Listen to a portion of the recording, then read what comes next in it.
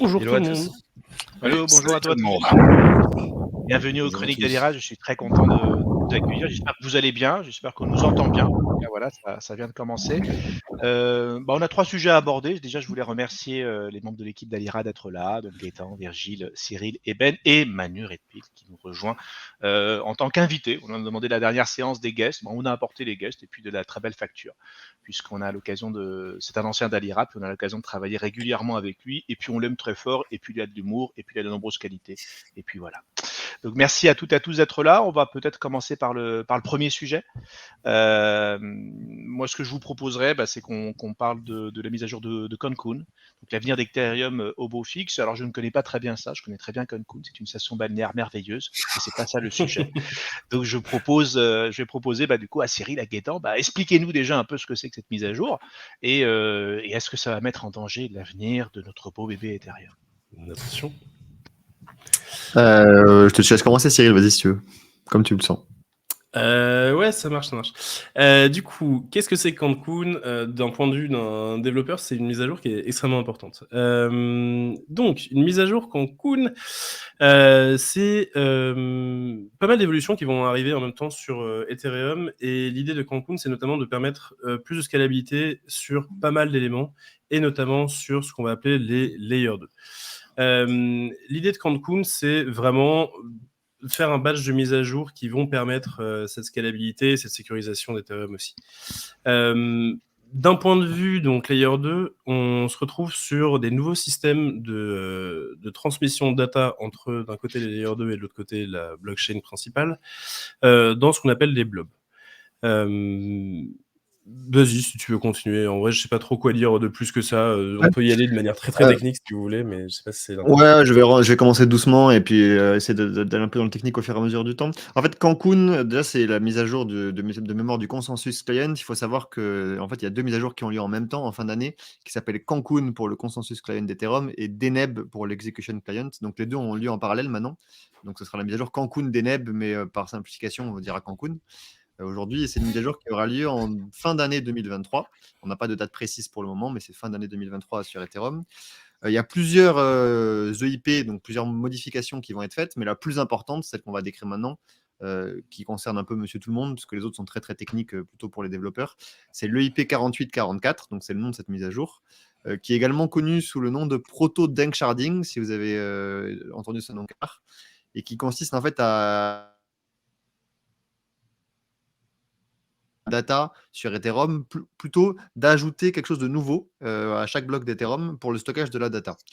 Donc on va peut-être commencer par là, expliquer un peu comment fonctionne le stockage de la data aujourd'hui sur un bloc et ensuite expliquer ce que rajoutent les blobs. Peut-être Ouais, si tu ouais. veux, Est-ce que Cyril, tu expliquer pourrais la data aussi sur un bloc et après. Ce que tu Ouais. pourrais dire aussi, est-ce que ça change quelque chose pour les utilisateurs? Est-ce on doit s'attendre à du changement du côté utilisateur aussi, bien sûr? Ouais. Bon, si tu veux, j'enchaîne. Ouais, vas-y. Ok. Avant de dire si ça change quelque chose pour un utilisateur, qu'est-ce que ça ne change pas?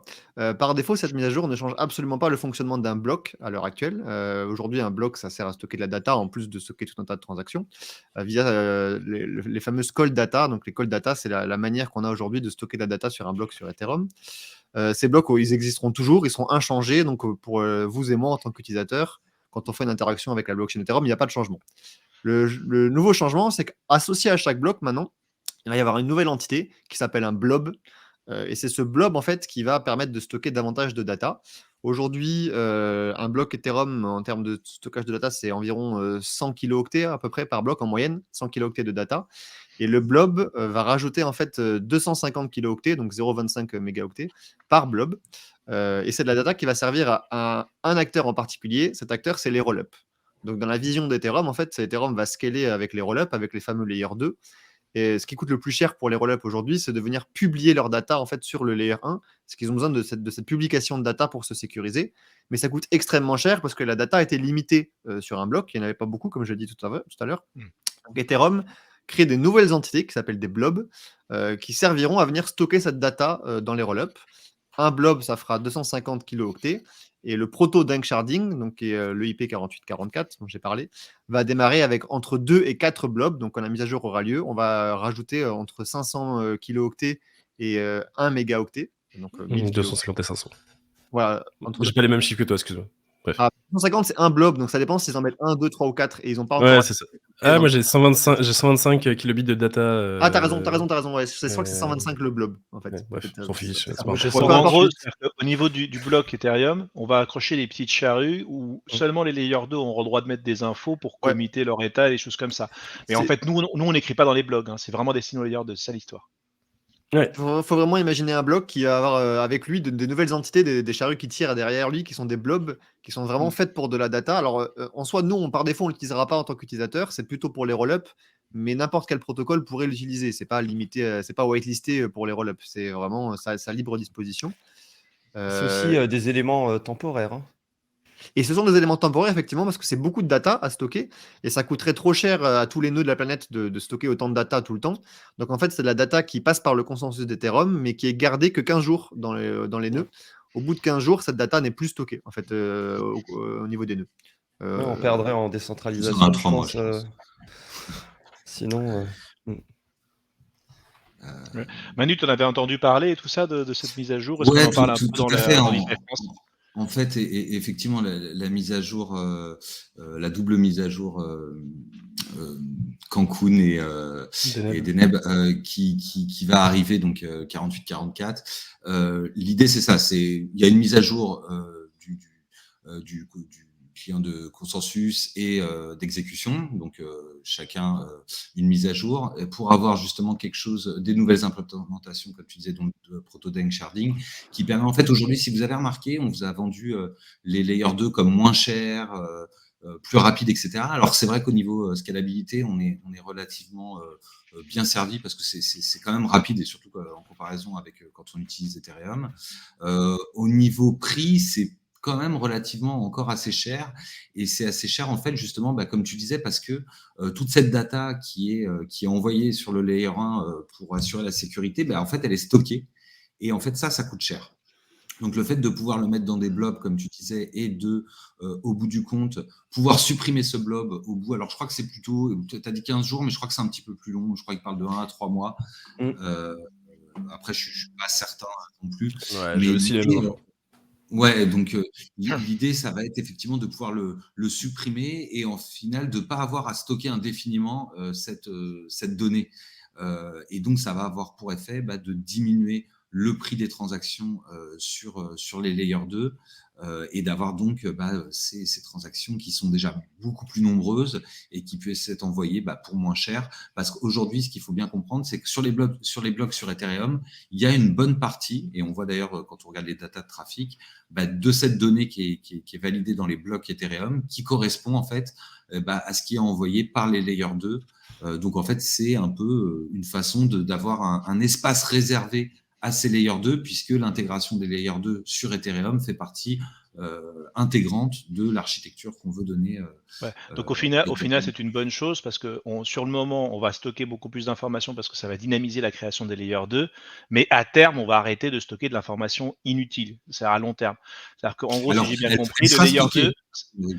Mais elle ne sera pas stockée on-chain, elle sera plutôt stockée off-chain elle sera stockée par les layers de eux-mêmes, mais elle peut forcément, mais ça va alléger Ethereum.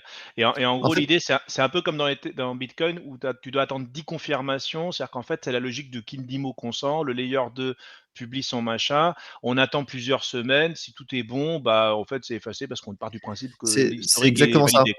C'est exactement ça, c'est que la data, tu n'en as pas besoin très longtemps en fait. Tu en as besoin le temps de vérifier que soit la fraud proof pour un optimistic rollup, soit la zero knowledge proof sur un zk rollup est valide. Mais après, tu n'as plus besoin de la data en fait, juste la settlement transaction, peu importe, mais le state suffit. C'est pour ça que cette data peut être permise sur un temps court. Donc effectivement, initialement c'était 3 mois et il me semble qu'ils ont modifié à 2 semaines la dernière modif, mais peu importe, ça c'est du détail. Mais c'est vraiment ça l'idée, c'est qu'il n'y en a pas besoin sur un très long terme. Un court terme suffit au consensus pour être vérifié et vérifier les states des roll-up. Ouais, c'est ça. Une fois qu'ils ont vérifié que les données qui étaient transmises du layer 2 au layer 1 étaient bien valides, au final, cette vérification, il y a d'autres blocs qui arrivent derrière qui ont besoin d'être vérifiés, donc que ce soit par un processus de ZK ou d'optimism, roll-up, et au final, on ne va pas avoir besoin d'aller vérifier quelque chose qui a eu lieu il y a 1 an, puisque de toute façon, ça l'a déjà été et personne ne va consulter en fait cette donnée, quoi. Voilà, et vraiment pour intéressant. répondre au chat, ces données, ça peut être soit des arbres de Merkel, soit des commits. En gros, voilà ce qui s'est passé, vérifiez que c'est bon, je le mets ici comme preuve, de bonne foi et tout ça. Donc en fait, ce sont des preuves de la part des layer 2 qui font bien leur boulot. C'est à peu près ça l'idée, hein, Gaëtan. Bah, Hem, la data, en fait, c'est chaque transaction, c'est de la data. Une transaction, c'est mémoriser qui est mmh. l'émetteur, qui est le récepteur, mémoriser quelle fonction a été appelée. Donc, quand Ouais, on c'est ça. parle de data, en fait, c'est la transaction en elle-même. Alors, elle est compressée dans le cas des rollups, mais peu importe. C'est Mmh. littéralement une inscription de ce que vous avez voulu faire sur la blockchain. C'est ça la data. Et C'est ça. je voulais revenir sur un point. Aujourd'hui, sur un layer 2, environ 90% du coût d'une transaction sur un layer 2, c'est de la data. D'accord. Donc, il faut bien comprendre l'ordre de grandeur de cette mise à jour. C'est qu'on va peut-être diminuer de 90% les frais sur un layer 2, puisque ça représente 90% des frais, et qu'on estime, alors on ne sait pas trop, mais que la data coûtera environ 20 fois moins cher avec les blobs qu'avec le bloc aujourd'hui. D'accord. Donc c'est quand même une économie drastique pour les rollups. Donc Ah, si du si on coup, peut désolé ouais, Daniel, je t'ai vas-y, coupé. je te donne la parole juste après, vas-y. Donc du coup, si on prend boule de cristal, les faire des layer 2 va être encore plus aisé et plus rentable. Du coup, tout ce qu'on considère comme les Ethereum killers vont se dire: «Attends, là, on commence à avoir vraiment Ethereum qui s'épanouit de la manière avec laquelle, le white paper ou en tout cas la roadmap le dessinait». Ça va promettre du coup pas mal de changements, hein, Virgile, tu es d'accord là-dessus ou pas? Bah, ce sera surtout bénéfique sur certains types de layer 2. En fait, ceux qui vont le plus gagner dans cette histoire, ce sera surtout les optimistic rollup et les validity rollup, parce que la majorité de leur coût d'infrastructure, c'est de la donnée. En fait, il y a d'autres layer 2 comme les Validium où les données sont stockées off-chain. Donc, forcément, en pratique, ça coûte beaucoup moins cher. Mais une fois que la mise à jour Cancun sera passée, et ben, les optimistiques et les Validity Rollup vont devenir beaucoup plus compétitifs par rapport à ces layers 2 là. D'accord. Et du coup, juste un truc, mais il faut bien comprendre que si on parle des layers 2 de manière intensive, c'est parce que Ethereum a cette volonté demain de devenir ce qu'on appelle une settlement layer, que d'être du coup la layer sur laquelle en fait les layer 2 s'apposent, et c'est sur les layer 2 que l'on va commencer à faire vraiment nos applications. Pourquoi? Parce que notamment, en fait, l'EVM, donc l'endroit où on travaille sur Ethereum, n'est pas forcément spécialement adapté à pas mal de petits éléments, par exemple de la grosse computation. Chose qui est bien plus le cas, par exemple, sur les ZKP, sur d'autres langages comme Cairo, machin. Parce que juste, intrinsèquement, ça a été plus préparé dans ce sens. Et donc, du coup, puisqu'on évolue technologiquement, dans ce cas-là, on fait aussi changer le rôle d'Ethereum. Et pour faire changer ce rôle d'Ethereum, il faut changer l'infrastructure d'Ethereum. Et ça, c'est un truc qui a été récurrent finalement dans l'histoire d'Ethereum, c'est d'essayer d'avoir une vision long terme pour créer des briques qui vont permettre plus tard, finalement, d'avoir de grands avantages. Et du coup, ça me permet de revenir sur la discussion qu'on avait eue la semaine dernière ici même sur Bitcoin. Si Bitcoin aujourd'hui voit des modifications dans son usage à cause des BRC20 ou ce genre de choses, c'est lié à des modifications de ce que c'est intrinsèquement, qui ont eu lieu il y a 1 an et demi et sur lesquelles on n'a pas de vision long terme. Là où Ethereum, le truc est complètement inversé. On réfléchit à une solution, on essaye de faire tendre une blockchain, une technologie vers quelque chose de précis, et on arrive à le mettre dedans. Et du coup, si je peux même me permettre plus, Cancun, c'est pas que le proto-danksharding. Étant donné que là, le sujet, c'est Cancun de manière générale, il y a en fait d'autres éléments qui viennent se rajouter à Cancun. Il y a pas mal de IP, donc les EIP, c'est toutes les propositions d'amélioration du réseau. Bon, je les connais pas toutes, on s'en fiche un peu. Globalement, ce qu'il faut voir, c'est qu'il y a des modifications de l'EVM, donc j'en parlais juste avant, c'est la couche d'exécution finalement du code d'Ethereum, avec des modifications sur notamment suppression de self-destruct. On y reviendra tout à l'heure quand on parlera de Tornado Cash. Il y a des ajouts d'opcode, il y a de la diminution de consommation en gaz, notamment qui est liée à des nouveaux patterns, parce qu'il y a un nouveau truc qui s'appelle le transient storage. Bref, on s'en fiche un petit peu, c'est trop technique, mais pour un développeur, ça va vraiment faire la diff sur le futur. Et avec, d'un côté, les layers 2 qui vont coûter moins cher, de l'autre côté, du coup, toutes les données qui étaient sur les layers 2 qui ne vont plus se retrouver sur le stockage de la blockchain principale, et en plus de ça, les évolutions de la blockchain principale, normalement, à terme, on va se retrouver avec un Ethereum qui peut-être coûtera enfin un prix normal et pas juste sera une blockchain de milliardaires, quoi. Donc voilà un peu l'idée derrière les évolutions, et prendre du recul, je pense, c'est un peu important. Et c'est plutôt cool de voir justement cette technologie qui déjà annonce quelque chose, dit ok, on va tendre vers ça, et le fait. On avait peur pendant jusqu'à The Merge en se disant ouais, c'est bien, The Merge il annonce depuis à peu près 6 ans. Peut-être faudrait que ça arrive à un moment. Là, c'est bon, ils ont commencé à vraiment parcourir tout le truc qu'ils ont, toute leur roadmap et à faire truc sur truc. Juste, ils sont en train de deliver comme pas possible et c'est assez cool, quoi. Et donc, à mon sens, ça rebondit à ce que dit au niveau du chat.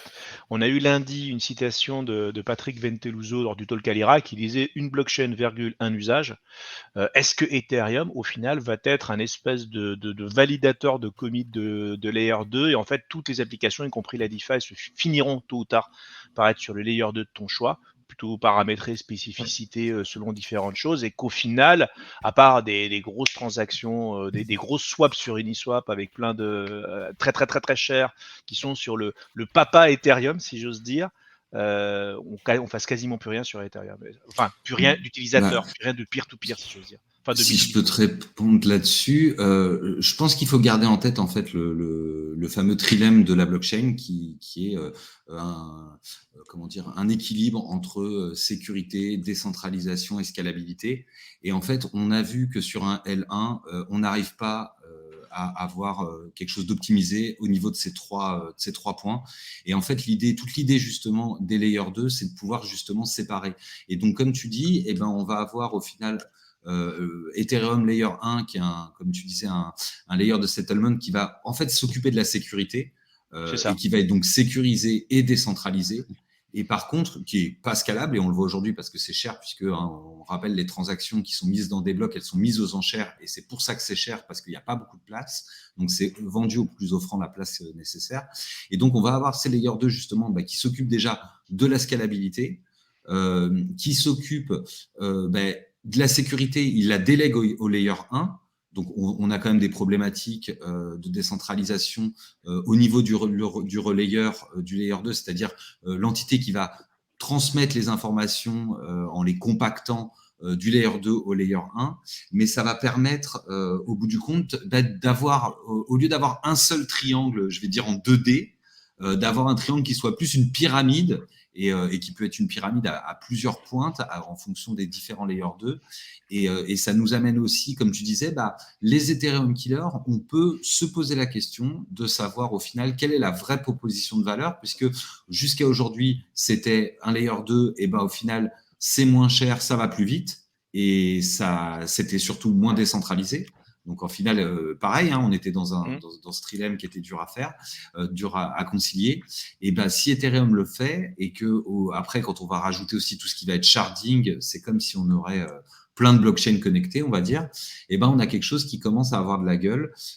Et on peut effectivement se poser la question de savoir si d'autres layers 1 sont des solutions d'avenir ou des bons investissements. Alors, je ne pense pas forcément qu'Ethereum sera la seule blockchain EVM à survivre. Il y aura d'autres chaînes d'ailleurs qui sont non EVM. Mais en termes d'investissement, je ne mets pas trop d'argent dans d'autres layers 1. Je pense que d'ailleurs, le layer 1 était un sujet sur le précédent bull run. Je suis quasiment sûr que ça ne le sera pas, à moins que ce soit encore vraiment poussé par le marketing, mais je pense que ça ne le sera pas pour le prochain cycle. Si je peux me permettre... pardon. Comme tu veux. Il y a un point sur lequel je voulais revenir qui est super intéressant, parce que vous avez évoqué plusieurs fois le mot sharding. Et en fait, c'est intéressant que ce proto-Dank sharding, donc cette EIP 4844, c'est la vision du sharding, c'est la nouvelle vision du sharding d'Ethereum. C'est-à-dire que Ethereum a abandonné l'idée de sharding dont on a entendu parler il y a 2-3 ans, qui en fait comptait avoir plusieurs Ethereum en parallèle pour simplifier. C'est plus du sharding de blockchain ou d'exécution qui va avoir lieu, c'est du sharding de data. C'est pour ça que ça s'appelle Dank sharding, ça vient de Dankrad, mais vous pourrez imaginer que c'est du data sharding. Donc en fait, ce qu'on shard, c'est uniquement de la data, et c'est pour ça qu'on vous parle de nombre de blobs. En fait, on va démarrer avec un blob pour être sûr, mais après il y aura plein de blobs différents. Il y en aura peut-être 32, 64, 128, et c'est ces blobs-là qui vont être shardés.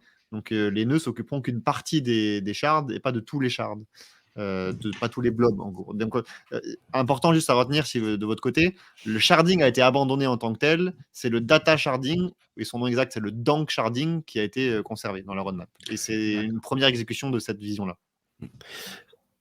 Ouais, et du coup, je voulais quand même revenir un petit peu, parce que tout ça paraît assez merveilleux, et tu parlais du trilemme, Manu. chose qui est d'une importance capitale dans le monde de la blockchain. Il faut bien voir que toutes les layers 2 ne sont pas forcément très satisfaisantes d'un point de vue décentralisation. Entre d'un côté la data que l'on stocke parfois off-chain, pareil avec les computations que l'on va avoir off-chain, parfois avec en fait tout simplement un nombre de nœuds qui est peu satisfaisant parce que tout simplement des fois ils n'ont pas encore rendu public les clients. Toutes les situations sont à voir au cas par cas, mais il y a peut-être parfois aussi des petits problèmes de centralisation, et c'est notamment un des commentaires qui a été fait par je sais plus qui d'ailleurs. Je crois que c'était Jéric dans le chat.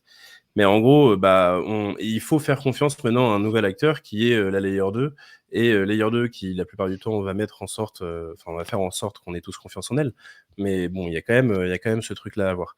Et du coup, c'est une vision parmi d'autres, Ethereum, comme on peut avoir par exemple d'autres visions avec les Cosmos et Polkadot, des AppChain, où là, dans ce cas-là, la structure est différente. Enfin bon, bref, c'est juste une proposition de valeur qui est très intéressante et sur lesquelles Ethereum joue beaucoup parce que ils jouent leur survie pour être scalable et intéressant à être utilisé par tout le monde.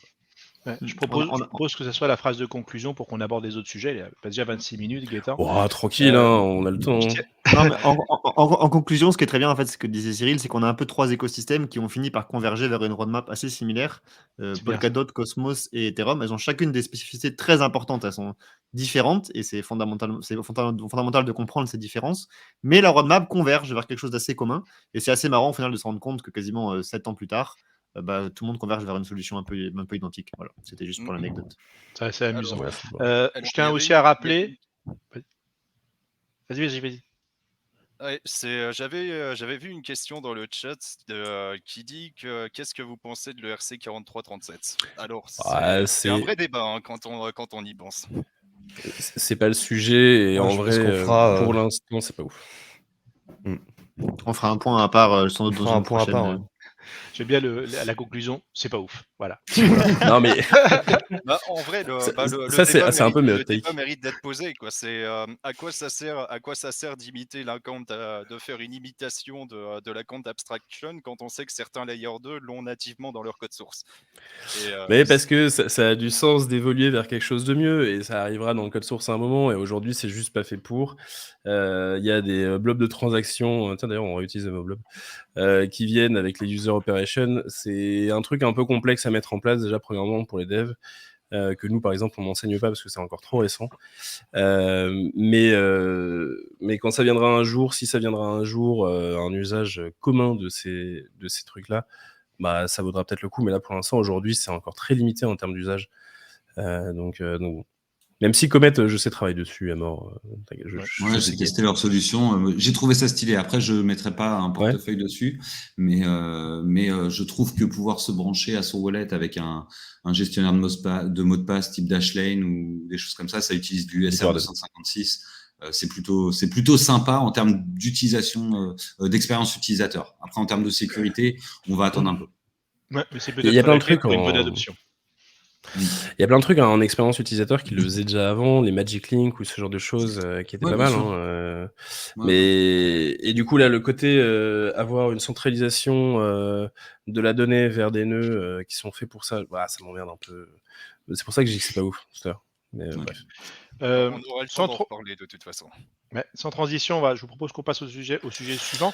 Alors, je voudrais aussi souligner un point important, même si tout ce que l'on dit ici, c'est de l'information, c'est de la connaissance, et ne devrait à aucun moment être pris que pour un conseil en investissement. On n'est pas en train de vous dire de prenez de l'Ether parce que ça va être le roi du monde, et lâchez l'Ethereum killer parce qu'ils vont se faire défoncer. C'est pas du tout ça ce qu'on dit. Donc, pas de conseil en investissement, et bien sûr, les chroniques s'adressent à un public adulte. Voilà, j'ai dit toutes les précautions d'usage, mais il était important qu'elles soient dites. Nous allons donc passer au deuxième sujet, qui est le stable coin de Curve, le CRV USD, et l'état des lieux des stablecoins. Alors, on dit stablecoin, vous savez très bien que ma philosophie est de dire plutôt stable token, puisque ce ne sont pas des coins, ce sont des tokens, ce sont des ERC20 et compagnie, donc ils ne sont pas des coins, ce sont des tokens. Et en l'occurrence, si on voulait vraiment être un peu taquin, on appellerait ça les PEC tokens. Mais pour l'instant, faisons une transition linguistique à la fois, appelons ça les stable tokens. Donc là, on est en plein dans la DeFi, hein, Curve USD. Je vais donc donner la parole à Manu, puisque il est le grand cardinal de la chose. J'imagine que tu étais au courant, j'imagine que tu fais Oui, on a partie, suivi. que tu as ça en alpha. Alors, qu'est-ce que Bon, c'est que non. ce stable curve? Donc comme tu l'as dit, alors moi je dis stablecoin, je suis désolé, je suis de la vieille école encore. Si tu me reprendras peut-être, mais donc c'est le stablecoin qui est rattaché au protocole Curve, hein, donc Curve qui est un exchange décentralisé, un on va dire du top du Big Five de la DeFi, donc qui permettent de swapper des tokens entre eux et d'échanger, donc que ce soit des tokens qui soient stables ou des tokens qui soient avec un prix qui soit variable. Et donc l'idée, elle reprend un peu une idée d'avoir un stablecoin qui soit décentralisé, comme l'était le DAI de Maker. C'est-à-dire de pouvoir mettre en collatéral. Donc, on est toujours sur du stablecoin surcollatéralisé. Je vous rappelle rapidement, stablecoin surcollatéralisé, on met un collatéral qui est plus grand que ce qu'on imprime comme dette et on peut s'échanger après ce token qui a été imprimé. Il y a les stablecoins qui étaient dits algorithmiques, on a vu avec Terra Luna que ça posait des petits problèmes. Et on a les stablecoins centralisés type USDT, USDC qui appartiennent à des sociétés. Donc là, on est dans le domaine des stablecoins décentralisés. Et donc, l'idée, ça va être de mettre en collatéral. Donc, pour l'instant, le seul collatéral qui est disponible, c'est le stake Ether de chez Frax, donc le S-Frax Ether. Et donc, on va pouvoir déposer donc cet Ether staké de chez Frax et pouvoir imprimer du CRV-USD. Et ce qui va être intéressant, et contrairement à d'autres systèmes, comme je disais par exemple Maker, ce sont les systèmes qui vont permettre de liquider donc les utilisateurs qui ont imprimé cette dette, qui vont être différents de ce qui existait aujourd'hui, donc avec des équations mathématiques dans lesquelles je ne vais pas rentrer, qui sont différentes de ce dont on avait l'habitude et qui permettent d'avoir des liquidations qui soient beaucoup moins violentes que ce qu'on avait eu jusqu'à maintenant, parce qu'aujourd'hui, quand vous étiez liquidé, donc c'est-à-dire que quand votre collatéral descendait en dessous d'un certain montant toléré, donc disons par exemple vous deviez avoir au minimum 150% de collatéralisation de votre emprunt, de votre dette imprimée, eh bien on remboursait toute votre dette et on vous liquidait, on vous rendait ce qui restait de collatéral, merci, au revoir. Et là on a un système qui est beaucoup plus doux, où en fait ça va être fait petit à petit. Et donc c'est l'alliance entre, on va dire, voilà, un stablecoin qui se veut décentralisé puisque le collatéral c'est de l'Ether. Alors de l'Ether staké pour le moment, il y aura d'autres collatéraux, je pense, qui vont arriver, mais là pour l'instant c'est encore en phase de test. L'idée étant que l'Ether est lui-même décentralisé, donc on a un stablecoin qui est beaucoup plus décentralisé. Pourquoi je parlais que le DAI était moins? Parce que le DAI est collatéralisé par 60% au moins d'USDC, donc un stablecoin centralisé qui peut être freeze, qui peut être bloqué. Donc voilà, c'était l'idée. Et on voit que Maker est en train de prendre un chemin qui part beaucoup plus vers la centralisation. Et donc, ça remet un peu l'église au milieu du village, j'ai envie de dire, pour la DeFi. Et puis, ça permet de continuer à explorer l'univers des stablecoins, qui est quand même assez pratique quand vous faites de la crypto, de pouvoir avoir un actif qui est, du moins en théorie, censé ne pas être volatile et qui vous permettent justement de sortir de votre exposition à la volatilité quand vous le voulez. Voilà, okay. Merci beaucoup Manu, c'est un bon résumé. Je me permets de vulgariser assez rapidement 2 ou 3 concepts, puis après je demanderai à Gaëtan s'il en parle déjà aux apprenants et comment ça se passe. On est d'accord du coup que c'est un stable token décentralisé, donc ça marche comme le principe du prêt lombard, tu déposes des Ethers, tu déposes ce que tu veux, et on te donne une certaine somme de ce token qui est payé sur le dollar, et c'est un peu comme si tu te donnais ta montre en prêteur sur gage, ta montre vaut 1000 €, on te donne 200 €, et si un jour le cours de la montre s'effondre, le gars il vend la montre et il te donne ce qui reste. Donc en fait c'est vraiment le principe du prêt lombard pour celles et ceux qui sont familiarisés avec ces techniques-là. On est dans l'inverse de la réserve fractionnaire, ça veut dire qu'en fait la réserve est plus grande que ce qui est prêté, contrairement à une réserve fractionnaire où la réserve est plus petite que ce qui est prêté.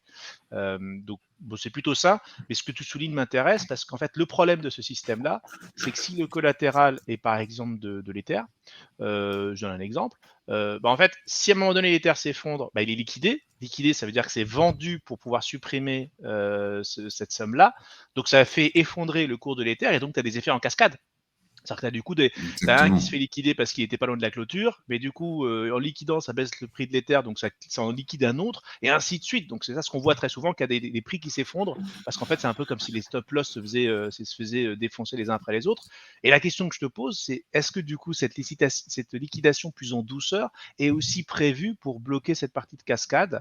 Je te laisse du coup répondre Manu et Gaëtan compléter si jamais j'étais lacunaire. Alors, je réponds très brièvement et je donne la parole à Gaëtan. Effectivement, ce problème de cascade de liquidation, on l'a vu notamment avec le Terra Luna, la chute de Terra Luna, puis la chute de FTX. On a vu que ça avait eu un impact très fort et qui avait été en plus maximisé par le fait qu'il y avait certains Ethers qui étaient stakés en stake Ether et qu'on a eu un dépeg parce qu'à l'époque on ne pouvait pas redeem les Ethers qui étaient stakés, donc il y avait que la pool curve où on pouvait les échanger, donc ça a accentué le fait. Mais effectivement, une fois quand on liquide, on vend au marché les Ethers, on vend le collatéral pour récupérer le liquidateur, c'est ce qu'il fait, il vend au marché et il récupère sa part et en remboursant la dette.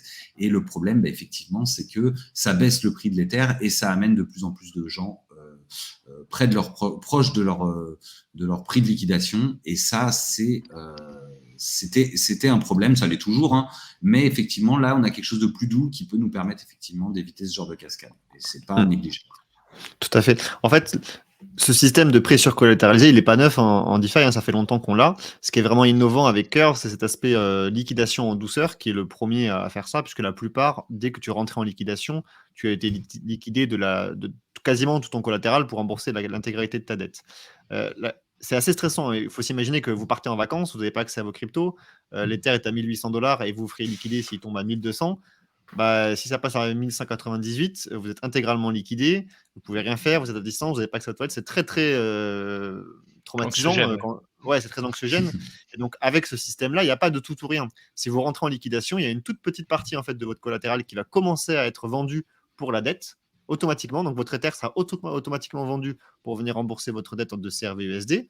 Et si jamais le prix venait à automatiquement remonter, à repasser au-dessus des $1200 par exemple, tel que je l'ai expliqué précédemment, le CRV-USD va reacheter votre Ether. Donc en fait, on va vendre votre collatéral pour rembourser la dette, mais si le prix remonte, on va revendre votre dette pour acheter votre collatéral. C'est extrêmement intéressant et ça permet d'être beaucoup moins anxiogène pour le prêteur et l'emprunteur, hein, puisqu'en fait, on n'a pas ces effets de seuil. En fait, ils sont largement amortis.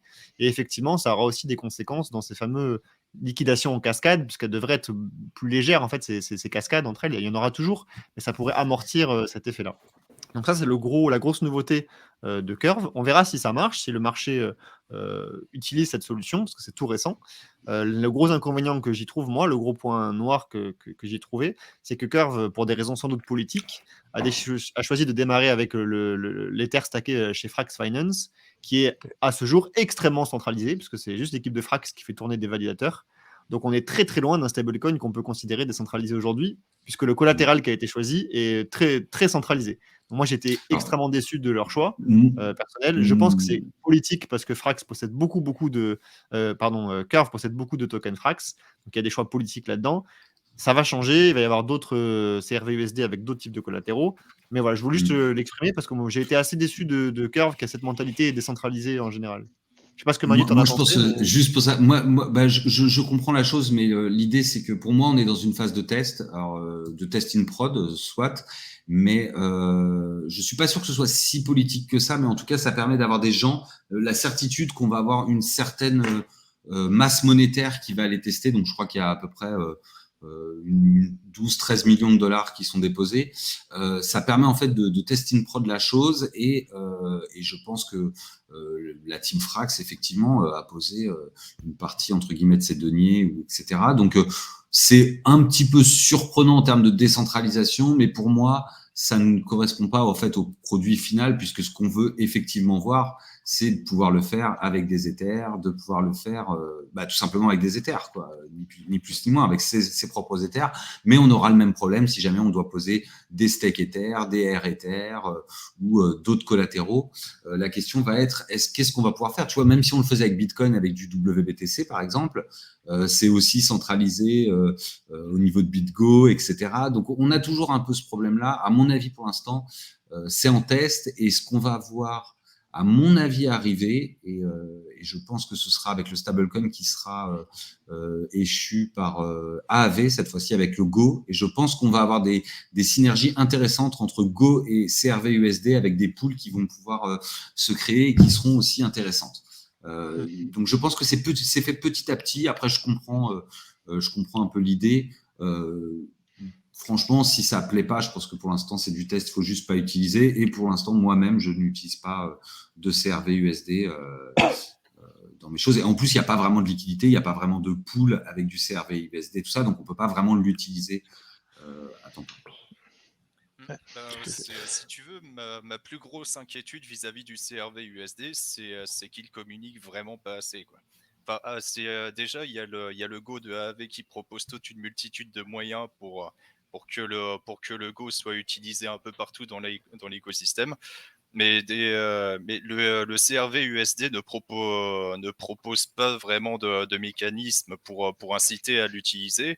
Et puis surtout, il n'y a pas de communication, quoi. Déjà, il y a beaucoup de gens qui ont du mal à expliquer comment ça fonctionne concrètement. Et c'est très cool d'avoir un système innovant, mais si on n'est pas capable de les expliquer, personne n'aura envie d'utiliser ce genre de protocole. Donc c'est ça ma plus grosse inquiétude vis-à-vis du CRV USD. En vrai, oui et non, parce que il y a quand même Curve derrière. En fait, c'est ça le grand truc que moi je trouve à moitié bien, à moitié pas bien, c'est que derrière c'est Curve, et du coup, Curve, quand on veut du stable token ou stablecoin, les gens vont sur Curve par défaut. Mais du coup, ce qui est assez marrant, c'est que comme c'est Curve qui crée son propre token et qui va le mettre du coup sur une pool de leur AMM, en fait, j'ai juste un doute sur est-ce qu'ils n'ont pas trop de pouvoir Curve. C'est pas forcément lié à leur AMM, hein. Ça peut être. Il y a quand même des liquidateurs qui viennent et ils peuvent utiliser n'importe quel AMM. C'est pas forcément le Bien seul sûr. de Curve. Évidemment, mais c'est sur Curve qu'il y aura le plus de liquidité parce que c'est Curve. Bon, ça dépend, pas forcément. Pour du Frax Ether ou de l'Ether, ça peut être Uniswap. C'est pas forcément Curve qui a la meilleure liquidité, hein. Ça dépend où sont les pools, ouais, je suis d'accord. Et puis ça dépend aussi des frais qui sont pris au niveau pour les LP, etc. Ouais, donc il y a un équilibre qui se fait, hein. En attendant, je sais pas si ça prendra. Je pense que c'est vraiment tout neuf et que on a encore le temps de se faire une idée définitive, d'attendre plusieurs mois avant de s'en faire une. Mais je trouve ça intéressant, et en termes de plus-value pour le protocole, je trouve que c'est vraiment très bien à ce niveau-là. Ouais, si ça fonctionne, ça va faire de Curve encore un acteur encore plus important. Très belle question du chat. Effectivement, comme il n'y aura plus ces bains de sang sur lesquels les liquidateurs sont donnés à cœur joie, puisque cette liquidation va se faire un peu plus en douceur, est-ce une mauvaise nouvelle pour les liquidateurs ou pas? Non, parce que je pense que c'est une bonne nouvelle à long terme, moi je pense. Les liquidateurs, ils font toujours leur rôle, en fait. C'est toujours eux qui vont venir liquider, sauf qu'effectivement, le montant liquidé est plus faible. Donc, il est possible qu'en termes de frais global, le liquidateur, il y perde. Parce que sur l'exemple de Maker, quand tu liquides du collatéral, le liquidateur, il gagne 13% du collatéral qu'il a liquidé. Là, si le collatéral liquidé est bien plus faible, effectivement, il est possible que le liquidateur y perde. Mais en soi, on ne fait pas tout ça pour faire plaisir au liquidateur et pour lui faire gagner plein de sous. On fait ça pour améliorer le système financier qui est derrière. Mais cela dit en passant, avec du temps, puisqu'en fait il y a toujours cette espèce d'opposition entre stable token centralisé et décentralisé, c'est un argument supplémentaire pour utiliser du décentralisé, ce qui veut dire qu'il y aura peut-être plus de masse monétaire décentralisée, et donc même si c'est liquidé en douceur, il y aura plus à manger au final, à long terme, je pense. Rappelons quand même que Tether, d'ailleurs c'est amusant parce qu'ils ont commencé à avoir des grandes réserves en Bitcoin, plusieurs milliards, je crois que c'est actuellement ce qu'il y a qu'à, et ils sont en train même d'investir dans le mining. C'est-à-dire qu'en fait, il y a vraiment cet écosystème qui qui a fait fortune. Ils vont vraiment gagner pas mal d'argent sur effectivement les stablecoins centralisés et réinvestit cela dans l'écosystème par rapport au mining de Bitcoin et la quantité de BTC. Oui, tu Donc, parles de Tether, c'est ça? Ouais, De Tether. On commence à créer une sorte de monstre. Donc, il y a aussi cet aspect-là. C'est peut-être le nouveau Google de demain dans cet écosystème-là. Ouais, c'est clair que la masse monétaire des stablecoins centralisés comme Tether et Circle, elle est gigantesque comparée à la part des stablecoins qui sont émis par des protocoles. Et justement, on est en train de créer toute une multitude de stablecoins décentralisés pour essayer de capter un peu ce genre de marché. Ça montre en tout cas que les stablecoins, c'est vraiment un acteur essentiel de la blockchain, même aujourd'hui. C'est le killer use case de la finance décentralisée. Aujourd'hui, c'est les stablecoins. La blockchain, il y a plein de promesses. Ça n'a pas délivré énormément de choses aujourd'hui. Mais les stablecoins, c'est vraiment une promesse qui a été délivrée. C'est extrêmement utilisé. Si vous êtes dans des pays qui sont plébés par l'inflation, en Amérique du Sud, en Turquie, on ne se rend pas compte quand on n'y va pas, mais on verrait vraiment l'impact très puissant des stablecoins qui permet aux gens de protéger leur capital, de protéger leurs fonds, et pour lesquels ils peuvent avoir un peu peur de la volatilité de Bitcoin ou d'Ether et qui vont donc se réfugier massivement sur du stablecoin, centralisé ou pas, peu importe. Mais c'est vraiment un killer use case et donc avoir un gros acteur comme Curve qui se lance dans cet écosystème-là, c'est pas anodin et ce sera à surveiller. Ouais. Ça m'amuse juste, là on parlait du coup des stablecoins et de l'état général un petit peu des stablecoins avec notamment ce que disait Virgile. Je sais pas si vous avez vu aussi les nouveautés dans l'écosystème non décentralisé. Genre l'euro CV de Société Générale. Une dinguerie. Ils émettent maintenant leur propre stablecoin. Ils ont été autorisés. Ils ont chopé toutes les autorisations. Ça s'appelle le Coinvertible. Et en gros, c'est dédié aux clients de Société Générale Forge. Et en fait, du coup, ils peuvent, grâce à ça, acheter des cryptos directement sur leur compte en ligne depuis le truc de la Société Générale. Pour l'instant, c'est que pour des early users parce que c'est sorti en fait ce mois-ci. Et par contre, c'est trop marrant parce que leur code, c'est une dinguerie de centralisation. Pour chaque transfert que l'on fait, on doit être autorisé par la Société Générale. Bref, d'un autre côté, on essaye de parler de stablecoin décentralisés et les banques à côté de ça nous font des trucs. Ils avaient l'air de dire aussi que c'était pas destiné au grand public, mais plutôt à être destiné à un usage interne bancaire. À des chambres de compensation bancaire. Ouais, des chambres de compensation, des choses comme ça. De toute façon, on n'est pas dans la même team, on fait pas le même métier, j'ai envie de dire. Mais effectivement, je peux comprendre ces besoins de centralisation pour ce genre de business-là entre des entités qui ne se font pas confiance. Qui pourrait aussi utiliser quelque chose de décentralisé, on est d'accord. Hein. Après, je pense que c'est, je pense que comment dire, les utilités, les façons d'utiliser vont évoluer et pour eux, à mon avis, passer de quelque chose de contrôlé, etc., à quelque chose d'incontrôlé, de décentralisé, etc. La décentralisation reste un concept compliqué à appréhender. Et je pense que pour eux, ils sont pas prêts encore, mais ils y viendront sûrement. Mais en 2023, ils sont pas prêts. Je pense que c'est même pas une question de prêt ou pas prêt, c'est qu'ils ne jouent pas avec les mêmes règles du jeu que nous. Ils ont clairement pas les mêmes règles du jeu que nous. Oui, ils ne peuvent pas se permettre de faire ce qu'on fait. Ce qu'on fait est complètement pornographique pour eux. Il faut dire vraiment les choses clairement. Même d'un point de vue législatif, je tiens à le dire. Ils n'ont pas le droit de faire ça. Ils peuvent pas émettre un truc sans avoir le contrôle dessus. Ils se feraient arracher les ongles. Il faut bien avoir conscience de ça. Et moi, j'ai tendance à dire, comme tu as dit tout à l'heure, et je donne la parole à Cyril parce qu'il y avait un truc à rajouter, c'est que dans l'optique, dans la logique de ça, c'est que tôt ou tard, soit on va... En fait, vous savez, on est plus ou moins en démocratie, on est plus ou moins en plein de choses. C'est-à-dire qu'on va soit pencher d'un côté de la balance ou d'une autre. On verra ce qui se passe. Et souvent, ce que je dis, c'est que de toute façon, le temps est meilleur professeur que moi. Donc, il arrivera à un moment donné, en tout cas, je le prie tous les jours, que la population exige cette décentralisation, que la population dit « je veux ça parce que je comprends vos préoccupations, mais l'important, c'est moi, c'est le citoyen. C'est moi l'important, c'est le citoyen. » Quand on dira que l'important, c'est le citoyen, déjà, le monde va beaucoup changer. Pour l'instant, l'important, c'est pas le citoyen. Quand on dira que l'important, c'est le citoyen, le monde va beaucoup changer et la décentralisation a naturellement vraiment son rôle à jouer. Voilà, c'est ce que j'avais à dire. Votez pour moi. Pour répondre à une question de CryptoBran W, j'espère que je l'ai payé trop écorché ton pseudo. Est-ce que ça se fait déjà de la tokenisation d'actifs de la bourse? Alors ça se fait déjà. Ça se fait déjà de la tokenisation d'actifs. ouais, exactement. Il y a Synthetix pour commencer. Celui qui gère le plus d'actifs en ce moment, c'est MakerDAO qui a déjà tokenisé des bons du Trésor américain et je pense qu'il a dépassé le milliard d'actifs sous gestion il y a quelques semaines. Et puis il y a aussi des protocoles qui permettent de déposer des USDC pour pouvoir s'exposer à des obligations américaines. Et donc, je suis désolé, je me souviens plus du nom des protocoles, mais qui sort très très bientôt. On a Kuma qui est en test et l'autre qui est déjà sorti. Il y a Backed Finance et Ondo Finance, je crois. Ondo Finance, voilà, c'est ça. Exactement, oui. Merci Gaëtan. Pour des aspects réglementaires, la tokenisation d'actions est un peu compliquée, même Synthetix est un peu revenu sur ses pas. Par contre, la tokenisation d'obligations, notamment américaines, avec les rendements des obligations du moment, qui sont très élevés, c'est vraiment à la mode en DeFi. Et donc, on a plein de protocoles qui se lancent sur le sujet, assez sérieux la plupart du temps. Donc, on en a cité 3 là. Il y en a peut-être 2 ou 3 autres qu'on connaît moins.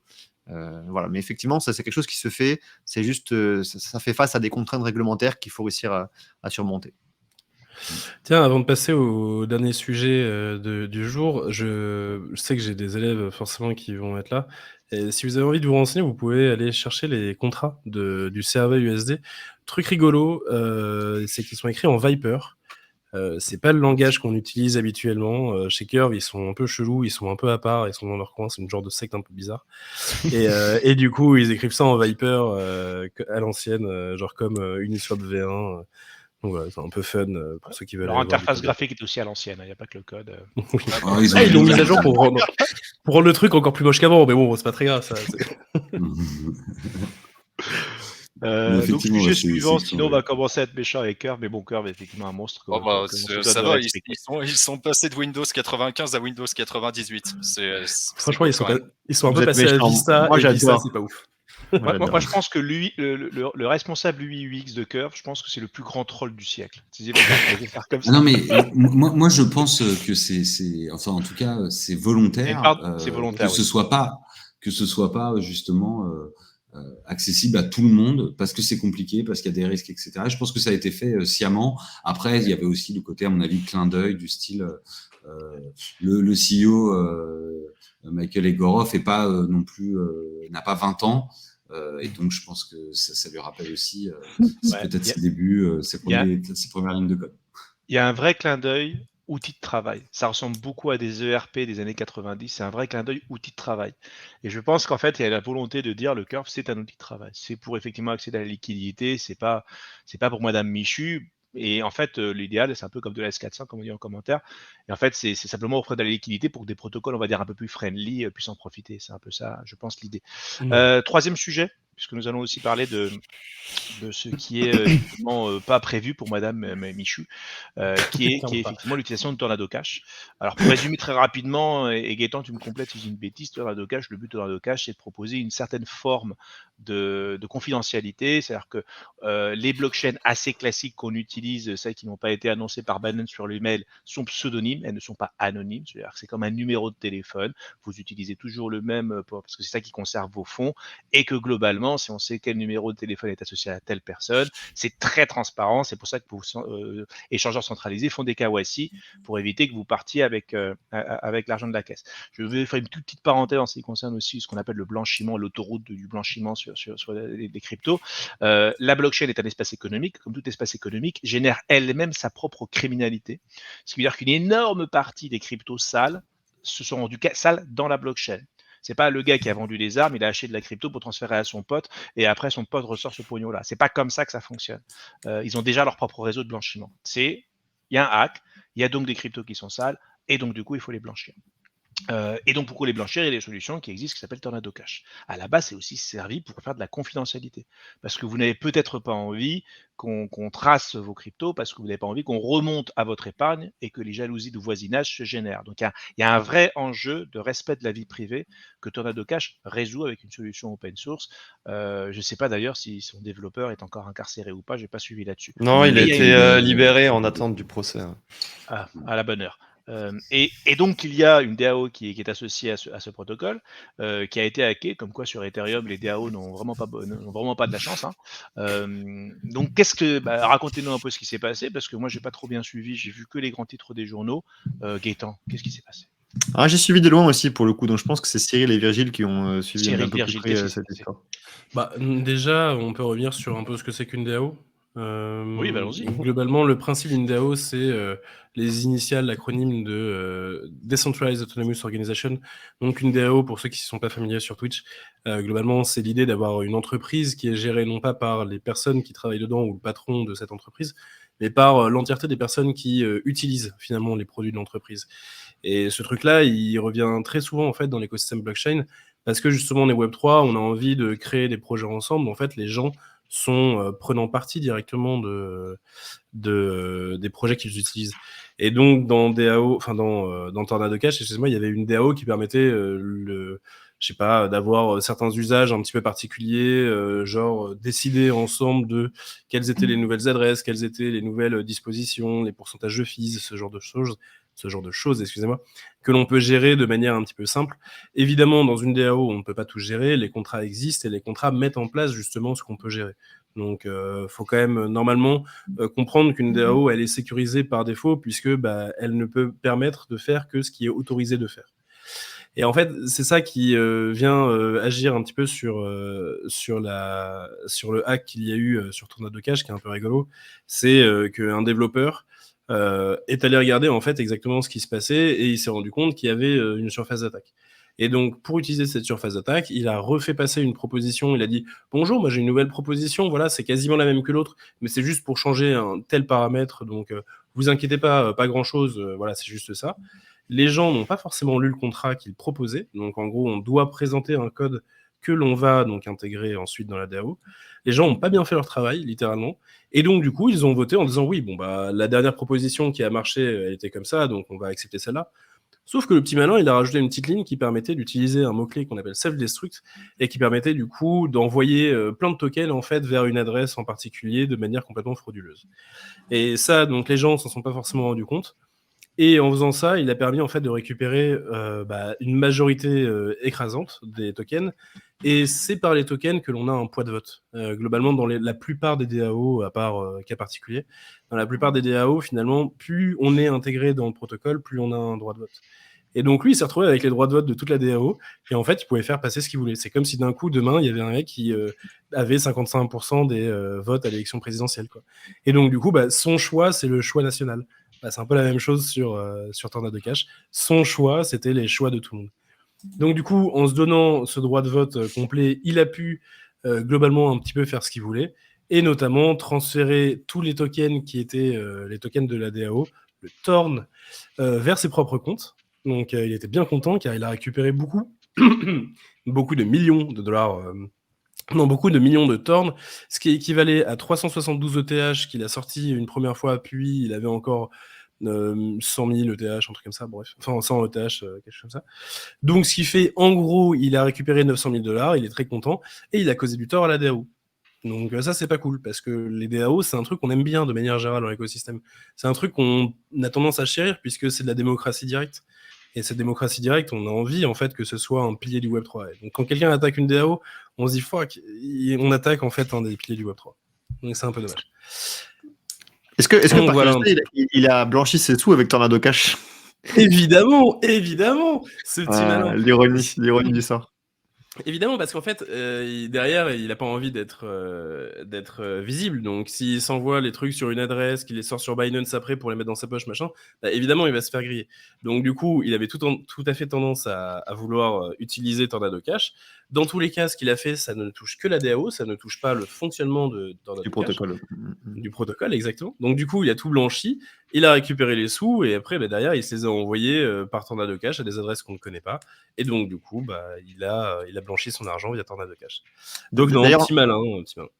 On n'a peut-être même pas expliqué le fonctionnement basique de Tornado Cash, qui est de mettre ensemble en fait les terres de plusieurs personnes différentes, de les mixer, donc de les mettre tous ensemble, de les mélanger pendant un temps donné, puis de ressortir un temps plus long plus tard, avec le même nombre d'éthers que ceux avec lesquels vous êtes rentrés.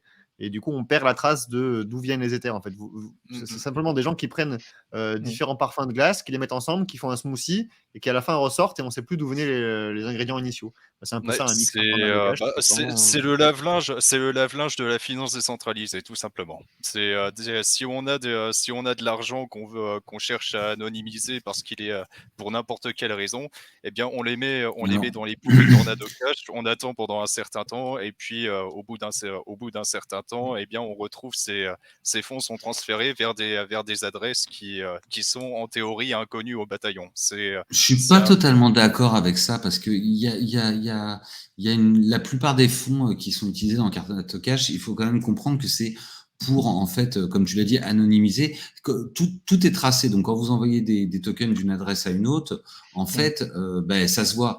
Et là, l'avantage que ça avait, c'est que vous pouviez déposer des Ethers et puis aller sur une nouvelle adresse et ça vous permettait justement d'avoir, entre guillemets, une adresse toute propre. Vous pouviez justifier de votre nouvelle adresse puisque vous aviez bien le dépôt dans Tornado Cash et la sortie vers l'autre adresse. Donc, on peut, si on vous demande de justifier, c'est tout à fait possible. Par contre, effectivement, ça a été utilisé par des gens moins bien intentionnés, mais en soi, c'était pas la seule utilisation. Et en termes de privacy, ça a tout à fait une raison d'être. Après, bien sûr, quand on peut utiliser quelque chose de moins bien, de mauvaise façon, il y a des gens qui le font. En réaction, ils ont créé une pool à Tornado Cash dans laquelle seuls les gens qui n'ont pas participé à des hacks peuvent participer. Et en fait, tu dois amener une zero knowledge proof que ton adresse est propre, qu'elle n'est pas blacklistée. Qu'elle n'a pas. Alors, le blacklistage des adresses, lui, est un peu centralisé, mais tant que tu ne fais pas partie de ces adresses blacklistées, tu as le droit de participer à cette pool. J'ai oublié le nom, elle a un nom cette pool, mais en réaction justement. Proof of Innocence. Voilà, Proof of Innocence pool. Voilà. Et c'est assez intéressant d'avoir réagi de la sorte de leur part, puisque là, on est vraiment que dans l'aspect privacy, du coup, et plus du tout dans l'aspect blanchiment d'argent. Tout à fait. D'ailleurs, je me suis toujours posé une question, Gaëtan. Comment c'est possible? Parce qu'en fait, tu envoies ton Ether, imaginons que c'est de l'Ether. Tu envoies ton Ether à Tornado Cash, donc on sait d'où vient cet Ether, puisque c'est son adresse, et tu lui dis envoie-le à telle adresse. Comment tu fais pour communiquer ta transaction et la destination sans que ça soit visible? Parce que sinon, c'est trop visible. Alors, tu l'envoies pas à une adresse en particulier, tu l'envoies à un smart contract uniquement, et ce que tu possèdes ensuite, c'est une claim sur la pool de Tornado Cash. C'est-à-dire, quand tu l'envoies à Tornado Cash, tu dis pas à quelle adresse tu veux l'envoyer plus tard. C'est juste, tu l'as mis dans le mixeur de Tornado Cash, tu as un Merkle proof qui prouve que tu as de l'argent dans Tornado Cash, et quand tu veux plus tard, tu donnes cette Merkle proof et tu dis j'ai une preuve avec ma Merkle proof que je possède de l'argent sur Tornado Cash, j'aimerais bien la récupérer à telle adresse. Et c'est au moment du retrait que tu indiques l'adresse, si tu veux. C'est pas au moment où tu viens de déposer. Ouais, mais tu peux pas, par exemple, enregistrer les preuves de ceux qui déposent et checker, puisque tout est transparent, les preuves de ceux qui réclament et faire les liens. Non, parce qu'il n'y a pas le lien, c'est juste tu vois pas en fait, il n'y a pas de lien entre l'adresse entrante et l'adresse sortante, sauf si les montants déposés et les montants sortis sont non classiques. Sur Tornado Cash, on te demande de déposer 1 Ether, 10 Ethers ou 100 Ethers. Si tu déposes 95 Ethers en entrée et 95 Ethers en sortie, là on fera la correspondance parce qu'on dit il y a un seul Gus qui a déposé 95 en entrée et qui ressort avec. Surtout si tu mets des virgules, alors là, ouais. Tant que tu respectes ces tickets d'entrée et ces tickets de sortie, en fait, c'est totalement anonymisé. Mais la plupart des fonds la plupart. Théoriquement, c'est anonymisé, mais on peut quand même arriver à remonter certaines adresses. Il me semble que le ratio, ça doit être 20 à 25% des adresses qui ont été quand même reliées, même s'il y a eu des fonds transférés sur Tornado. Faut faire gaffe à ce que tu fais. L'outil n'est pas miraculeux non plus. D'ailleurs, pour reparler de Tornado Cash, évidemment, l'ADAO est revenu dans une vie saine, notamment sous l'impulsion du développeur qui a hack le truc, puisqu'il a fait une proposition pour rendre en fait les tokens, pour rendre la délégation des votes aux personnes qui ont des tokens. Donc du coup, tout va bien, qui finit bien. Il a juste volé un peu d'argent. Il s'est mis dans la poche $900 000. Bon, ça va. Tranquille. Le monde de la crypto, c'est quand même un monde merveilleux. Le gars, il cambriole la banque, puis il revient le lendemain en disant bon, allez, je me suis acheté 2 sandwichs, je vous en reste. Tenez les sacs, en fait. Reprenez vos sacs. Il rend le pognon, quoi. Ça n'existe pas, ça, habituellement. Non, il n'a pas rendu le pognon. Non, il a gardé le pognon, il a juste rendu les clés. C'est juste ça ce qu'il a fait. Je vous rends les sacs. C'est ça, exactement. C'est aussi comme ça que pas mal de choses se font. C'est mieux vaut demander pardon que permission, comme on dit. C'est ça. Mais c'était très courant comme système, ça, au début, Oui. mais c'est pour ça que maintenant on a eu plein de bounty avec plein de white hats qui, du coup, en fait, plutôt que de hacker le protocole pour dire regardez, votre protocole il est hackable, merci de me donner des sous, maintenant ils peuvent passer par des bounty pour prouver qu'ils ont trouvé, une erreur et éviter de hacker le protocole pour rien. Mais il faut savoir qu'il y a encore 3-4 ans, tu étais obligé de hacker le protocole pour prouver qu'il y avait une faille, et après tu rendais les fonds et tu disais regardez, il y avait une faille, je vous prends 10% de commission sur le hack que j'ai fait en geste de bonne volonté, quoi. Aujourd'hui, maintenant, là, c'est Code Arena et Immunify, voilà, qui est très connu pour les white hats comme ça qui veulent trouver des bugs. C'est clairement du white hat et il faut bien avoir conscience que dans les nouvelles technologies innovantes, il y a cette phase d'adolescence évidente et elle est nécessaire. Il faut tester, il faut hacker jusqu'à un moment donné où on a une espèce de, Gilles appelle ça l'ossature, c'est-à-dire que le truc est quand même suffisamment costaud pour ne plus être pété et puis voilà. TCP, il y a eu des hacks sur le web un peu classiques. Pour avoir le web et le HTTPS qu'on a aujourd'hui, il y a eu des gifles, hein, donc c'est parfaitement normal. Évidemment. C'est Il est vrai 13h29. que... Ah, désolé. Non, t'inquiète, juste il est 13h29 et je sais qu'on veut être régulier sur nos horaires. Donc, non, Ok, ça ça va être roule. la fin du stream. Je sais pas, peut-être éventuellement la prochaine fois, on peut aussi aborder des sujets intéressants pour nous, genre des petits. C'est genre dire un peu, genre voilà, moi j'ai vu ça dans mon truc, ça pourrait être marrant. Bref, je sais pas pourquoi je viens de penser à ça. D'ailleurs, si vous avez des sujets, vous pouvez les mettre sur le commentaire. Peut-être que du Ouais, coup, carrément, ça nous carrément. inspirera pour les prochaines chroniques.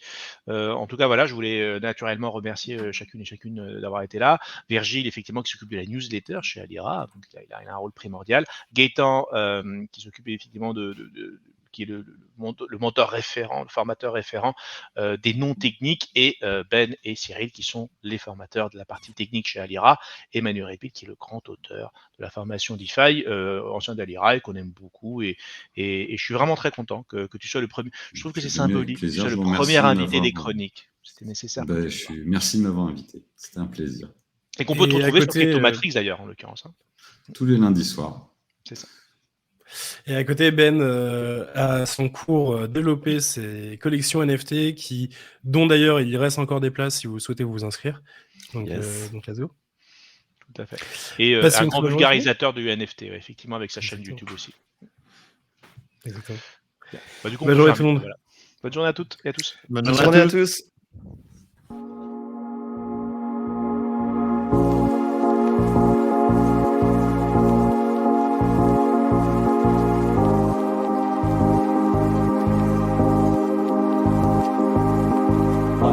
Life is just always mysterious and surprising. You never know what's.